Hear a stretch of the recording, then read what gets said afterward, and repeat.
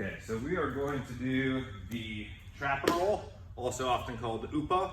So UPA is just a way to get yourself out of being mounted, right? It's not really a proper escape back into your guard, but it's super effective at getting out of being mounted by somebody. Being mounted by somebody is one of the two worst positions you can be in. Being mounted, having somebody on your back, both really terrible positions to be in, especially if you're in a fight. The mount is terrible because the person can just punch you in the face, right? From the back, they can punch you and you can't see it coming, but from the mount, they can just punch you in the face. So self-defense wise, especially MMA wise, this is ultra important. Also, just when you're rolling, if somebody's on top of you and they have a real strong mount on you and you just don't want to be under them anymore, this is usually pretty efficient. All right, so Dan's got me mounted right here, and UPA is basically made up of just a couple moves, right? First, I want to sort of bring one of my knees up, pop my hips to bring Dan forward, right? I want to bring him forward hard enough that he puts his hands on the mat, or at least puts them heavy on my body. From there, I want to trap one of his arms, right? So when I trap his arm, I'm going to trap it below his elbow, like right at his elbow with this hand, and then a little bit higher on this hand, right? So it's stuck to my body and it's bent. So I don't want his arm to be all the way out, so he can just post when I take him to the side.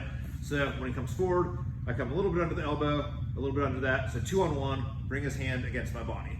This leg back here is going to trap his leg. And we're going to take a couple different angles so you can see all of this, because there's stuff going on with my hands and my feet. Once his leg's trapped and his arm's trapped, he has no real base in this direction. He can't put his hand out easily. He can't put his leg out easily. So from here, I'm just gonna pick my hips up, get onto my shoulder in the direction I'm rolling, and bridge myself, boom, on top of him, right? So I'm not out of Dan's guard, but I'm out of his mount. And mount is definitely a definitively worse position to be in than somebody's closed guard. So now we will go in this direction so you can see my legs better. Also, you can see the entire trap side better, right? So from right here, I'm gonna choose a leg, and I'm gonna use it to bump Dan's butt while I sort of bridge my hips up. It's gonna make the person put their hands on the mat or on you, either way is fine. Chop at the elbow, trap at the wrist, pull it against my body. So now this arm is trapped. If I roll to the side without trapping the leg, he might post his leg. So I'm gonna take this leg right here, and I'm gonna trap his ankle. So now his arm's trapped, his leg's trapped. I'm just gonna pick my hips up, bridge the shoulder, walk myself over, boom, right there. Now I'm on top. Let's do one more with my head this direction so you can just see my legs, so you can see my hips are working and everything. So right here, I bridge myself up and bring my leg into Dan's butt. That'll make him put his hands on the mat. Elbow, wrist against my body. From here, this foot is gonna trap his ankle.